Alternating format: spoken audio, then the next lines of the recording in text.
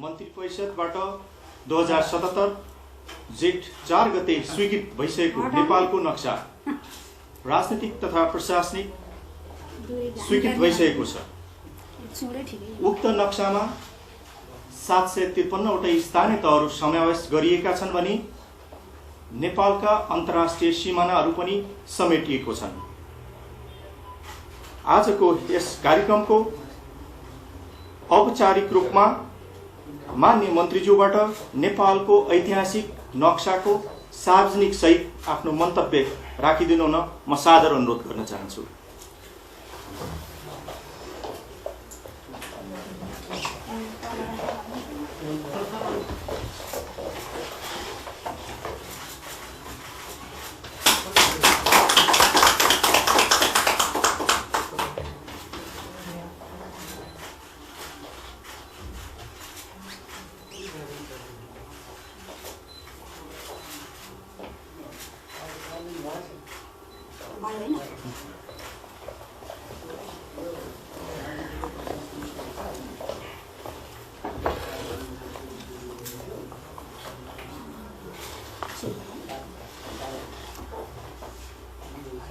आदरणीय बुवामा दाजुभाइ तथा दिदीबहिनीहरू, सञ्चारकर्मी मित्रहरू, सबै कर्मचारी साथीहरू, सर्वप्रथम म सबैमा हार्दिक अभिवादन गर्दछु।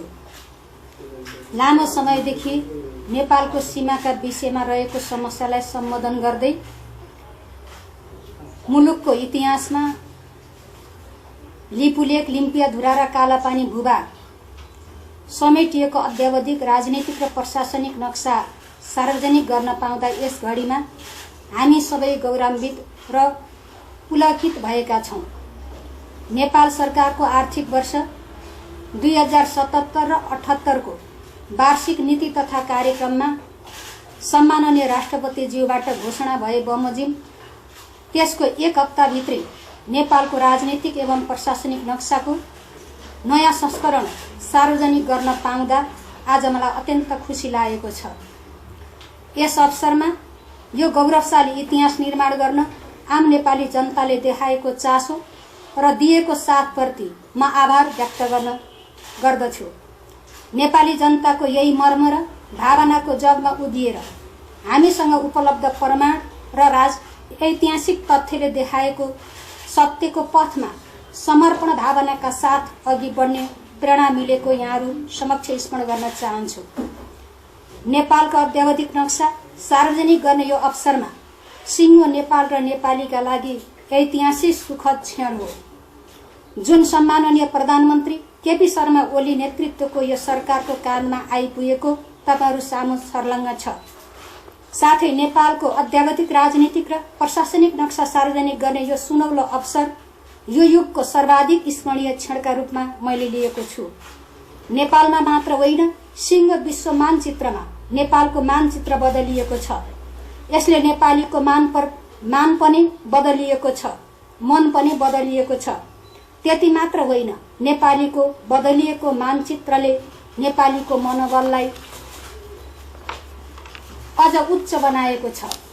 सीमाका विषयमा सिङ्गो राष्ट्र एक ढिक्का भएको यो ऐतिहासिक घडीमा हाम्रो दृढ संकल्प र अटल आत्मविश्वासका साथ हामीले संकलन गरेका यथेष्ट प्रमाणका आधारमा यसअघि नक्सामा छुट्याइएका भूभाग समेटेर अद्यावधिक नक्सा सार्वजनिक गर्ने बिन्दुमा आइपुगेका छौँ। हाम्रो भूभागलाई जोगाउन पूर्वजहरूले बलिदानी गरेको इतिहासलाई हामीले कदापि बिर्सन सक्दैनौँ। पूर्वजहरूले रचिदिएको भौगोलिक इतिहासका कारण आज हामी नेपाली भन्न पाएका छौँ। नेपाली हुनुमा हामी गौरव गर्दछौँ। नेपाल निर्माणको 250 वर्षको दौरानमा धेरै आरोह अवरोह झेलेका पनि छौँ।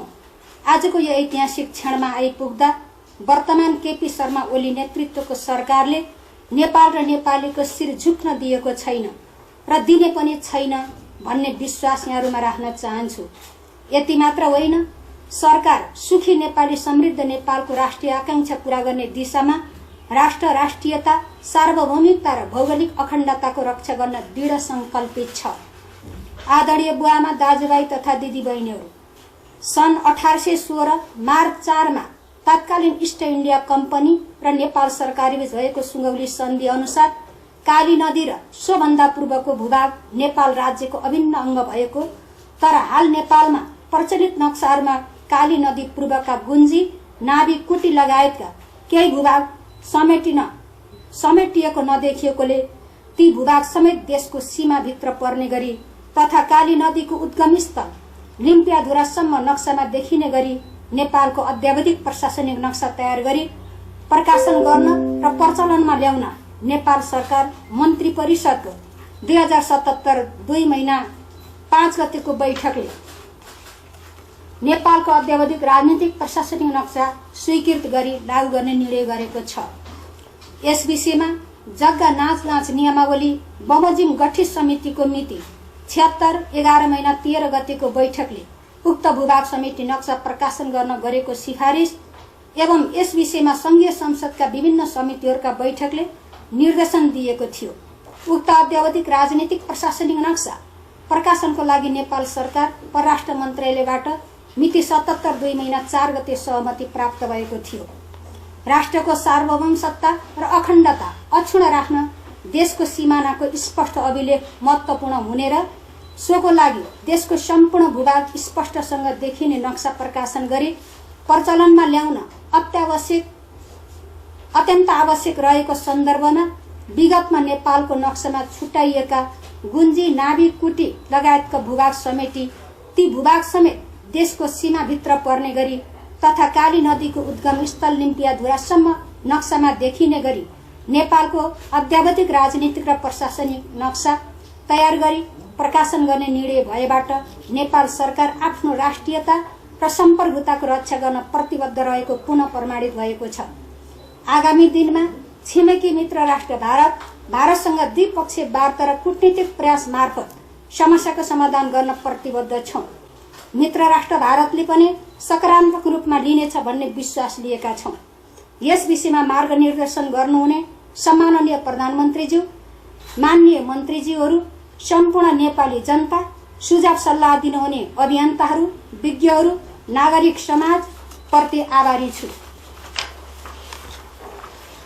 यस बन्दाबन्दीको अवस्थामा पनि अहोरात्र खटेर आफ्नो ज्ञान, सिप र प्रविधिको प्रयोग गर्दै नाप नसका मान्यता, सिद्धान्त, अन्तर्राष्ट्रिय प्रचलन, देशको मौजूदा कानून, नर्म्स, भ्यालुज र स्ट्यान्डर्ड्स पालना गरी नक्सा तयार गर्ने नापी विभागका प्राविधिक एवं यस मन्त्रालय अन्तर्गतका सम्पूर्ण राष्ट्र सेवक कर्मचारीहरूलाई हृदयदेखि नै धन्यवाद दिन चाहन्छु।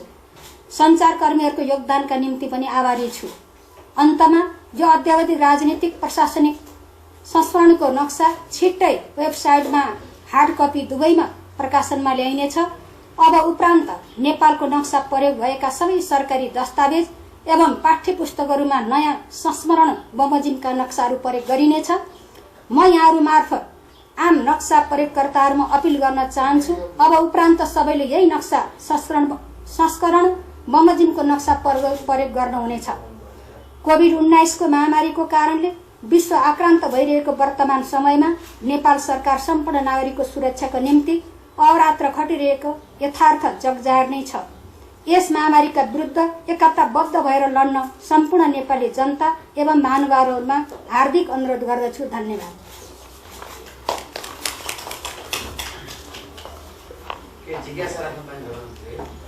सार्वजनिक हो त्यसो गरिन्छ।